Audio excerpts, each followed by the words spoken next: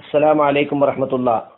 الحمد لله رب العالمين والصلاة والسلام على نبينا المصطفى محمد وعلى آله وصحابته أجمعين أما بعد. إن أريد إلا الإصلاح ما استطعت وما توفيقي إلا بالله عليه توكلت وإليه أنيب.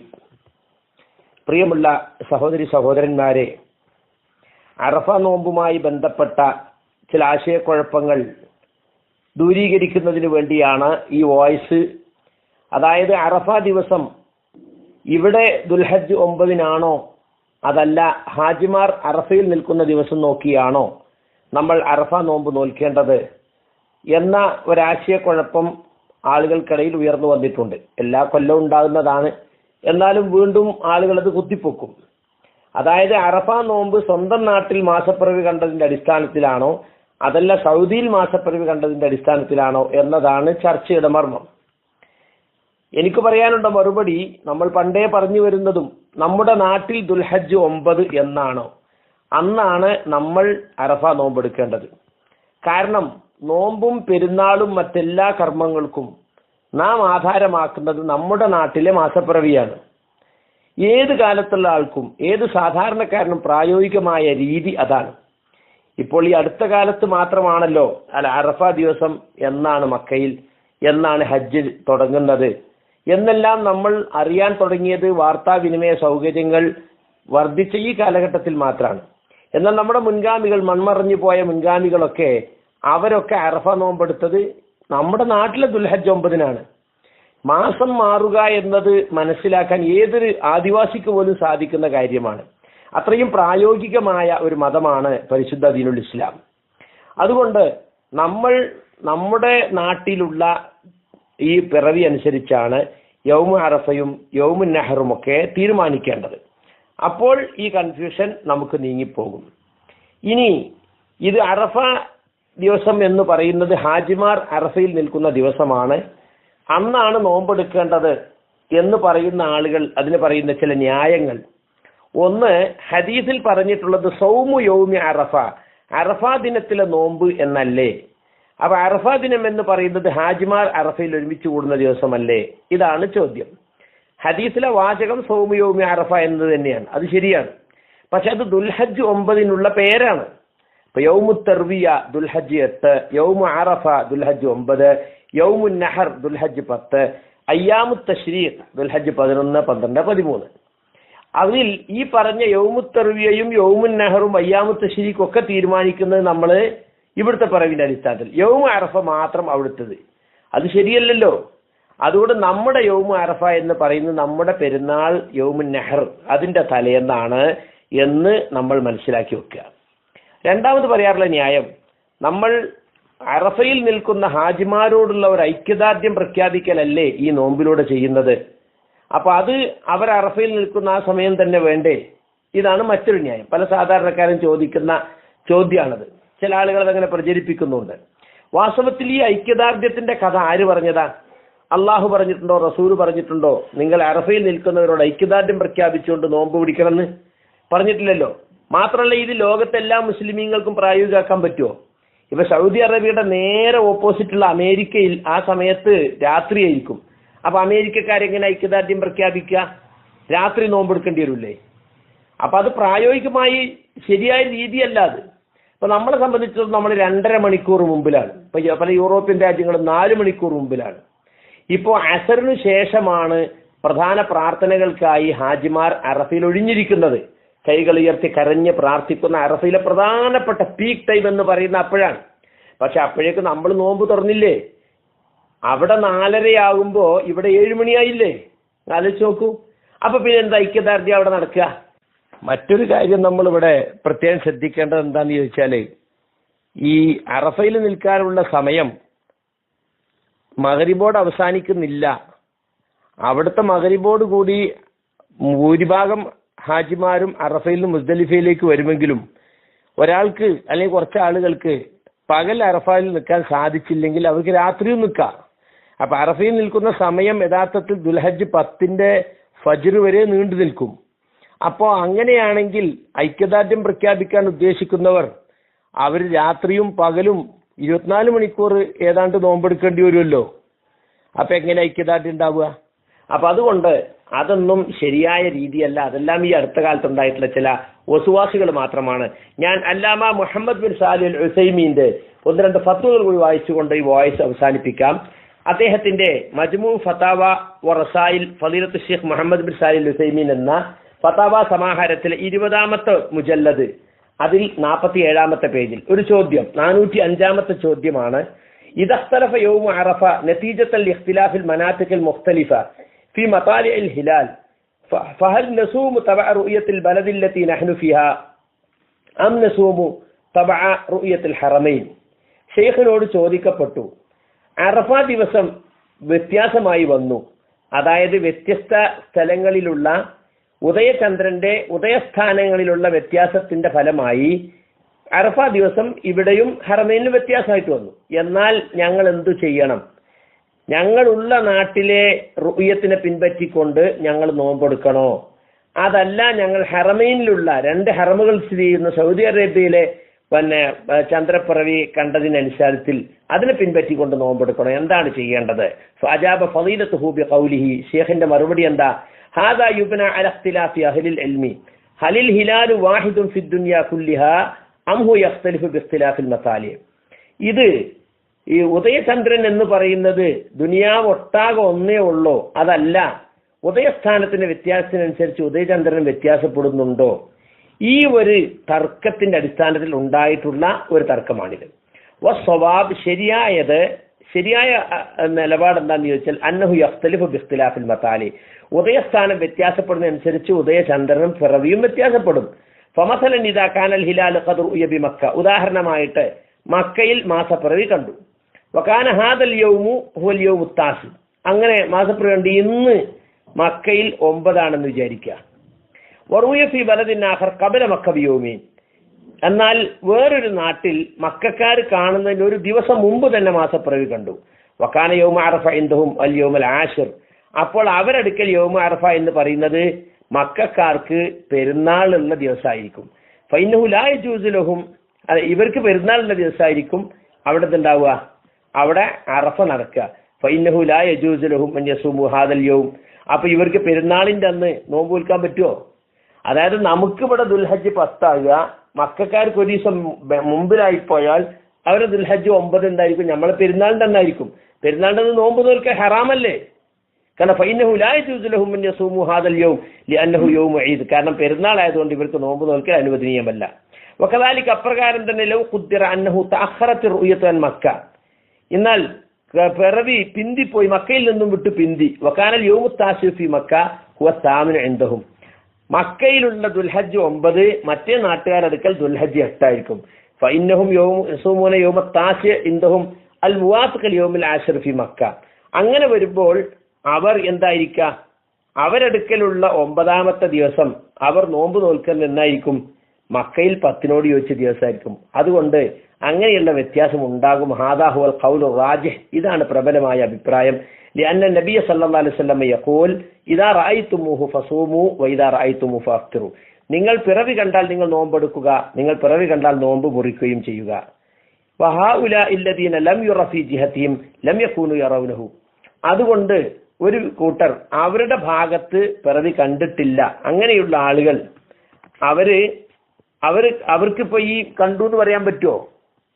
വേറെ എവിടെയോ കണ്ടതിന്റെ അടിസ്ഥാനത്തിൽ അവർ കണ്ടാൽ എന്ന് പറയാൻ പറ്റും. അപ്പൊ നിങ്ങൾ കണ്ടാൽ നിങ്ങൾ നോമ്പെടുക്കണം, നിങ്ങൾ കണ്ടാൽ നിങ്ങൾ നോമ്പ് മുറിക്കണം എന്ന് പറഞ്ഞല്ലോ. അപ്പോ ഒരു കൂട്ടർ കണ്ടിട്ടില്ലെങ്കിൽ അവർ കണ്ടതായിട്ട് നമുക്ക് മനസ്സിലാക്കാൻ പറ്റില്ല. വകമാ അന്നന്നാസ ബിൽ ഇജ്മാഇ യഅതബിറുന തുലു അൽ ഫജ്രി, മാത്രമല്ല ജനങ്ങളെല്ലാവരും ഐക്യകണ്ഠേന പരിഗണിക്കുന്ന കാര്യമാണ് തുലു അൽ ഫജ്രി വ ഗുറൂബി ശംസി ഫി കുല്ലി മിൻതഖത്തിൻ ബിഹസ്ബിഹ, ഓരോ പ്രദേശത്തെയും അവിടുത്തെ ഉദയവും അവിടുത്തെ അസ്തമയവും നോക്കിയിട്ടാണ്, അതാണ് പരിഗണിക്കേണ്ടത്. ഇപ്പൊ നമ്മൾ നോമ്പ് തുറക്കാനും അതുപോലെ തന്നെ അത്താഴത്തിനും എല്ലാത്തിനും നമ്മൾ അവലംബിക്കുന്ന ഇവിടുത്തെ ഉദയത്തെയും അസ്തമയത്തെയുമാണ്. അപ്പൊ കദാലിക തൗഖീത്തു ശഹരി, അങ്ങനെ ഓരോ ദിവസത്തെയും അങ്ങനെയാണ് പരിഗണിക്കണമെങ്കിൽ അതുപോലെ തന്നെയാണ് മാസാടിസ്ഥാനത്തിലുള്ള കണക്ക് വെക്കലും. മാസാടിസ്ഥാനത്തിൽ സമയം കൂട്ടുമ്പോഴും അങ്ങനെ തന്നെ വ്യത്യാസം വരും.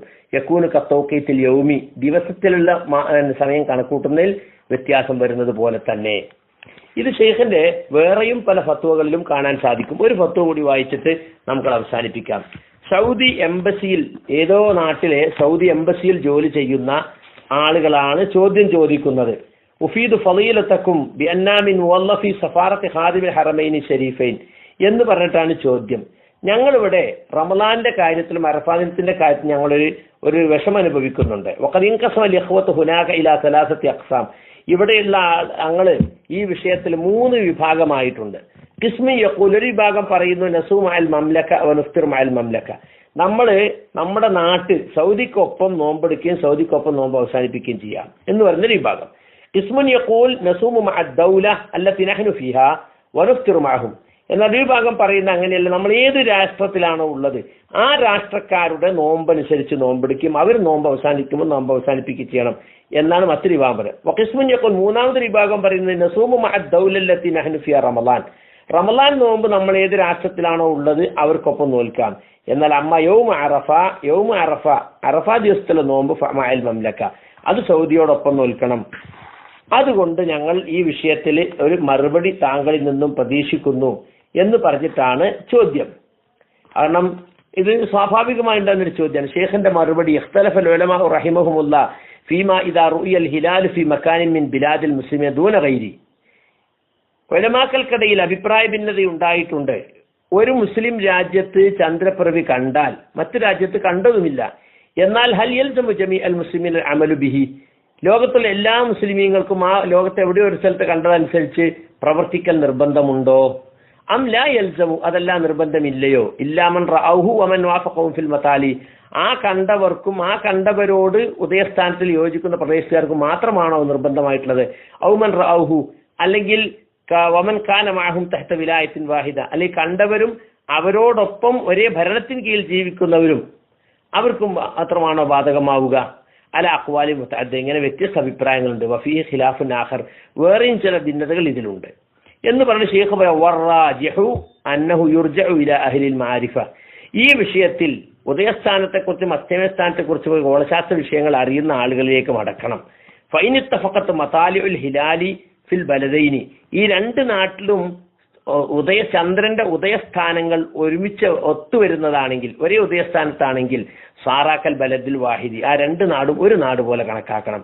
ഫൈദാറു ഫി അഹദിഹിമാ സബത ഹുക്മുഹു ഫിൽ ആഖർ, ആ 2 നാട്ടിൽ എവിടെയെങ്കിലും ഒരിടത്ത് കണ്ടാൽ മറ്റേ നാട്ടിലും അതിന്റെ ഹുക്ം ബാധകമായിരിക്കും, 2 കൂട്ടരുടെയും ഉദയസ്ഥാനം ഒന്നാണെങ്കിൽ. അമ്മ ഇദഖ്തലഫത്തിൽ മതാലി, ഉദയസ്ഥാനങ്ങൾ വ്യത്യാസപ്പെട്ടാലോ ഫലികുല്ലി ബലദിന്റെ ഹുക്മു നഫ്സിഹി, ഓരോ നാട്ടും ആ നാട്ടിന്റെ ഹുക്കുമായിരിക്കും, വിധിയായിരിക്കും. വഹാദാ ഇഖ്തിയാർ ശൈഖുൽ ഇസ്ലാം ഇബ്നു തൈമിയ്യ റഹിമഹുല്ലാഹു തആല വഹുവ ളാഹിറുൽ കിതാബി വസ്സുന്ന വ മുഖ്തദൽ ഖിയാസ്. ശൈഖുൽ ഇസ്ലാം ഇബ്നു തൈമിയ്യ റഹിമഹുല്ലയുടെ പ്രബലമായ അഭിപ്രായം ഇതാണ്, അദ്ദേഹം പ്രാബല്യം നൽകിയിട്ടുള്ള അഭിപ്രായം ഇതാണ്.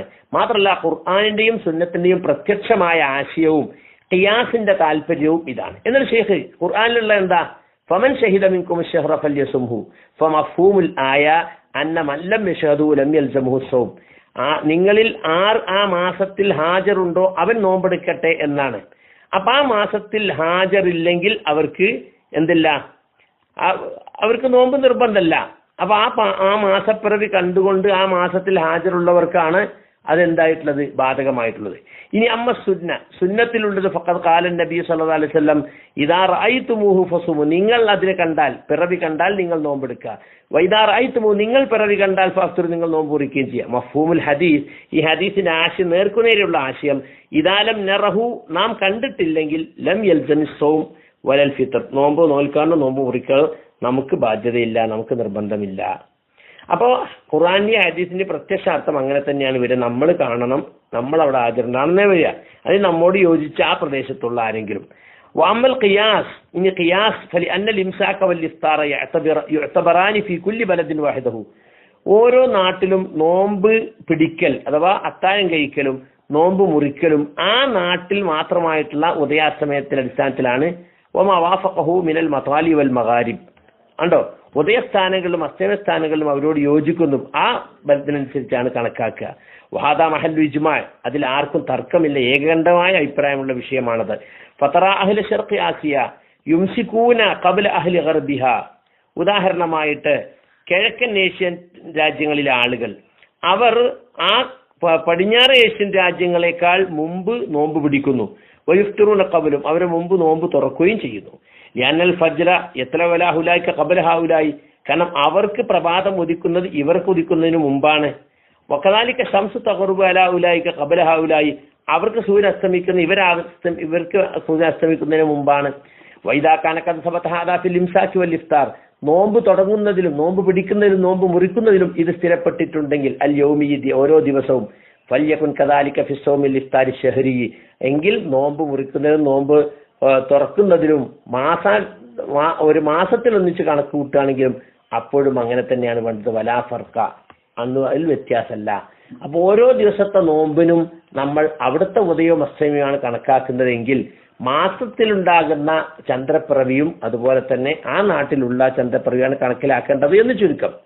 വലാകിൻ ഇദാ കാനൽ ബുൽദാനു തഹത ഹുക്മി വാഹിദിൻ വഅമറ ഹാകിമുൽ ബിലാദി ബിസ്സൗം അവിൽ ഫിത്ർ വജബ ഇംതിസാലു അംരി, എന്നാൽ ഈ രണ്ട് രാജ്യങ്ങളും ഒരേ ഭരണത്തിന് കീഴിലാണ്. ഭരണാധികാരി ഇന്ന ദിവസം നോമ്പാണ് അല്ലെങ്കിൽ ഇന്ന ദിവസം പെരുന്നാളാണ് എന്ന് പ്രഖ്യാപിച്ചാൽ അതനുസരിച്ച് പ്രവർത്തിക്കൽ ഇവർക്ക് നിർബന്ധമാണ്. ലിഅന്നൽ മസ്അല ഖിലാഫിയ്യ വഹുക്മുൽ ഹാകിം യർഫഉൽ ഖിലാഫ്, കാരണം ഇത് ഖിലാഫിയായ അഭിപ്രായ ഭിന്നതയുള്ളൊരു മസ്അലയാണ്. അവിടെ ഹാക്കിമിന്റെ തീരുമാനം വന്നാൽ അഭിപ്രായ വ്യത്യാസം ഇല്ലാതാവും. വബിനാഅൻ അലാ ഹാദ, ഇത്രയും വിവരിച്ചതിന്റെ അടിസ്ഥാനത്തിൽ സൂമു വഅഫ്തിറു കമാ യസൂമു വയുഫ്തിർ അഹ്ലുൽ ബലദില്ലദി അൻതും ഫീ, കണ്ടോ, എംബസിക്കാരോട് പറഞ്ഞു കൊടുക്കുകയാണ്. അതുകൊണ്ട് നിങ്ങൾ എന്ത് ചെയ്യണം, നിങ്ങൾ ഏത് നാട്ടിലാണോ അവിടുത്തെ ആൾ നോമ്പെടുക്കുകയും നോമ്പ് തുറക്കുകയും ചെയ്യുന്ന സമയത്ത് നിങ്ങളും നോമ്പെടുക്കുകയും നോമ്പ് തുറക്കുകയും ചെയ്യുക. അൻതും ഫീഹി സവാ, കണ്ടോ, അഹ്ലുൽ ബലദില്ലദി അൻതും ഫീ സവാഉൻ വാഫഖ ബലദകുൽ അസ്ലി ഔ ഖാലഫു, നിങ്ങളെ നാടിനോട് അതായത് സൗദിയോട് അത് യോജിച്ചാലും യോജിച്ചില്ലെങ്കിലും. വകദാലിക യൗമ അറഫ, അതുപോലെ തന്നെ അറഫ ദിവസത്തിന്റെ കാര്യത്തിൽ ഇസ്തബിഉൽ ബലദല്ലദി അൻതും ഫീഹി, നിങ്ങൾ ഏതൊരു നാട്ടിലാണോ ആ നാട്ടിനെ നിങ്ങൾ ഫോളോ ചെയ്യുക. അവിടുത്തെ ദുൽഹജ്ജ് 9 എന്നാണോ അതിനെ പിന്തുടരുക. ഇത് 28/8/1420 കൊടുത്തിട്ടുള്ള ഫത്വയാണ്. ഷെയ്ഖിന്റെ ഫത്വ സമാഹാരം 19-ാമത്തെ മുജല്ലദ്, അതിൽ 39, 40, 41 പേജുകളിലാണ് ഇതുള്ളത്. ഇങ്ങനെ പല ഫത്വകളും ഷെയ്ഖിന്റേതായി കണ്ടിട്ടുണ്ട്. വേറെ ലജ്നയുടെ ഫത്വകളിലും ഇതിലേക്ക് പ്രാബല്യം നൽകുന്ന ഫത്വകളുണ്ട്. ചുരുക്കത്തിൽ നമ്മൾ ഇവിടെ ദുൽഹജ്ജ് 9 എന്നാണോ അന്നാണ് നമ്മൾ നോമ്പെടുക്കേണ്ടത് എന്ന കാര്യം നാം മനസ്സിലാക്കുക. ഇനി ആരെങ്കിലും ഒരാൾ ഇങ്ങനെ അറഫയിൽ നിൽക്കുന്ന ദിവസമാണ് നോമ്പെടുക്കേണ്ടത് എന്ന് വാശി പിടിക്കുകയാണെങ്കിൽ അയാളോട് ഇവിടെ വാദപ്രതിവാദത്തിനൊന്നും പോകേണ്ടതില്ല. ഇതൊരു ഇജ്തിഹാദിയായ വിഷയമാണ്, ഒരു കർമ്മശാസ്ത്രപരമായ വിഷയമാണ്. അവരങ്ങനെ നോറ്റുകൊള്ളട്ടെ, നമ്മൾ നമ്മുടെ സൂക്ഷ്മതയ്ക്ക് ഇങ്ങനെ ചെയ്യുക. ഇത്ര മാത്രമാണ് ഈ സംബന്ധമായിട്ട് ഉലമാക്കൾ പറഞ്ഞതിൽ നിന്ന് മനസ്സിലായിട്ടുള്ളത്. വല്ലാഹു തആല അഅലം. വസല്ലല്ലാഹു അലാ നബിയ്യിനാ മുഹമ്മദിൻ വഅലാ ആലിഹി വസഹ്ബിഹി വസല്ലം. വആഖിറു ദഅവാനാ അനിൽ ഹംദുലില്ലാഹി റബ്ബിൽ ആലമീൻ.